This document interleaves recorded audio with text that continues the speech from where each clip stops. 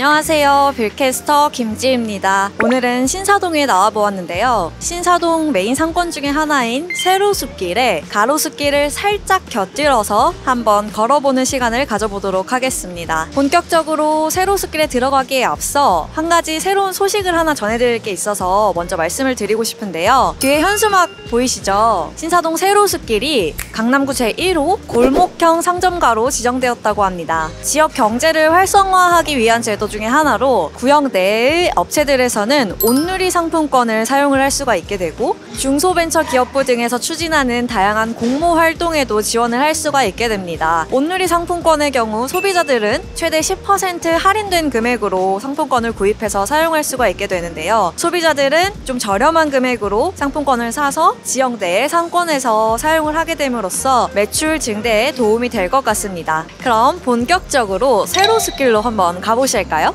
뒤에 하얀색 건물은 대표적인 저가 커피 브랜드 중 하나죠. 컴포즈 커피를 매각해 대박 신화를 쓴 JM 커피 그룹의 소유입니다. 2024년 필리핀의 식품 대기업인 졸리비에 컴포즈 커피를 약 4,700억 원 수준으로 매각을 하게 되는데요. 2021년에 이 부지를 매입하고 신축하고 나서 이곳에 새로운 사업장을 열게 됩니다. 본 건물은 21년도 4월에 250억 원, 평당 1억 8천만 원 수준으로 매입을 했는데요. 여긴 2종 일반 주거 지역인데 용적률을 약 50% 정도 이득 본 상태의 건물이었거든요. 어느 정도 대수선도 조금 이루어진 상태의 건물이었음에도 JM그룹은 과감하게 신축을 결정하게 됩니다.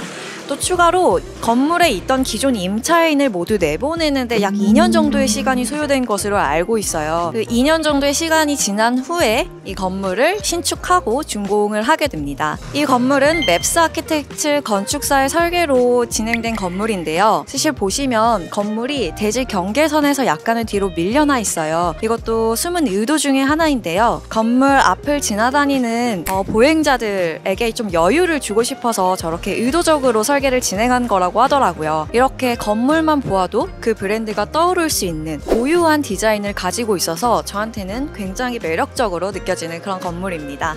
1층에 컨셉이 확실한 카페나 음식점들의 경우에는 저녁에 와보셨을 때 이 도로 위에는 사람이 그렇게 많지 않다고 느끼실 수 있는데요. 오후 늦은 시간부터 저녁 시간대는 거의 만석인 형태로 돌아가는 것을 확인하실 수가 있습니다. K 인증샷 성지, 한국 관광 필수 코스 중 하나인 탬버린즈 포토존 앞에 나와 있습니다. 외국인 관광객들이 제니 사진 앞에서 줄을 서며 기다리다가 사진을 찍고 가기 일쑤였는데요. 지금은 홍보 모델을 필릭스님으로 교체해서 필릭스님 포스터가 걸려있는 상황입니다. 저는 개인적으로 이 탬버린즈 포토존이 관광객들을 세로숲길 중하단부까지 끌어들이는 역할을 톡톡히 하고 있다고 생각합니다. 올해 4월 매각된 사례인데요. 저 개인적으로 굉장히 잘 매입하셨다고 생각이 들어서 한번 말씀드리고 넘어가겠습니다. 저 뒤에 지금 공사 진행 중인 건물인데요. 대지 면적 72평에 137억, 평당 1억 8,900만 원, 거의 1억 9천만 원 정도 되는 수준으로 거래가 되었습니다. 처음 시장에 나와 있을 때는 금액도 좀 높았고 명도 조건도 불가능했던 물건이었는데 금액이 점차적으로 조정되고 또 최종적으로는 명도 조건도 만들어져서 거래가 성사된 것 같습니다. 사실 세로숲길 거래된 사례들 보시면은 평당 한 2억 2천만 원에서 2억 4천만 원까지도 찍혀 있고 1억 8천에서 1억 9천 정도의 평당가 수준이라고 하면 이 세로숲길 안쪽 블럭에서 조금 유효한 금액대인데요. 세로숲길 메인에 위치하면서도 1억 9천 정도 되는 평당가 수준으로 매입하신 거면 저는 굉장히 잘 매입하셨다고 생각이 듭니다. 네, 이쪽은 세로숲길 하단부라고 본다면 보실 수가 있는 위치인데요. 아까 탬버린즈가 있던 곳부터 시작해서 이 뒤쪽 부분으로는 향기 관련된 브랜드들, 아이웨어 브랜드들, 의류 브랜드들 이런 패션 관련된 브랜드들이 많이 입점하고 있습니다. 해외의 한 커뮤니티 사이트에 올라온 글이 굉장히 화제가 됐던 적이 있는데요.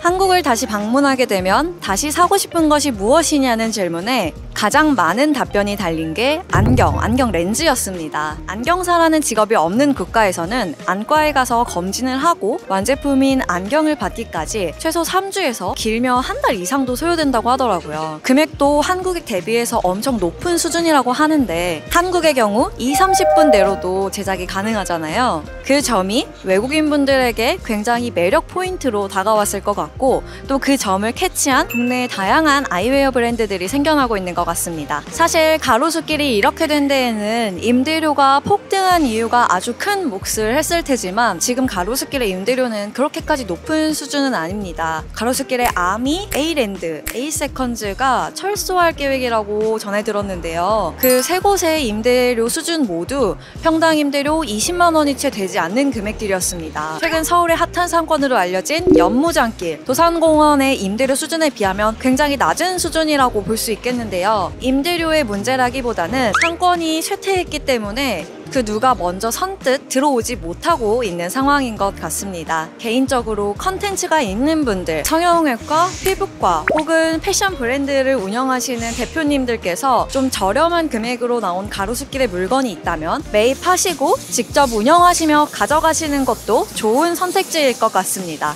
네, 그럼 오늘 영상 정리 한번 마지막으로 해보겠습니다. 세로수길은 주로 중소형 브랜드 매장, 음식점, 카페들이 밀집되어 있고 가로수길과는 또 다른 느낌들로 사람들을 끌어모으고 있습니다. 현재 가로수길은 예전의 명성을 되찾을 수는 없지만 사실 서울에 이렇게 쭉 뻗은 평지 도로에 양 길가로 가로수나무가 이렇게 설치되어 있어 고급스러운 분위기를 조성하는 길이 어디가 있을까요? 또 한강변 아파트 재건축 호재도 동시에 가져가는 위치입니다. 지금은 많이 쇠퇴했지만 가로수길이 예전의 명성을 되찾고 가로수길, 세로수길 함께 어우러질 수 있는 그런 상권이 됐으면 좋겠습니다. 이상 빌캐스터 김지희였습니다. 감사합니다.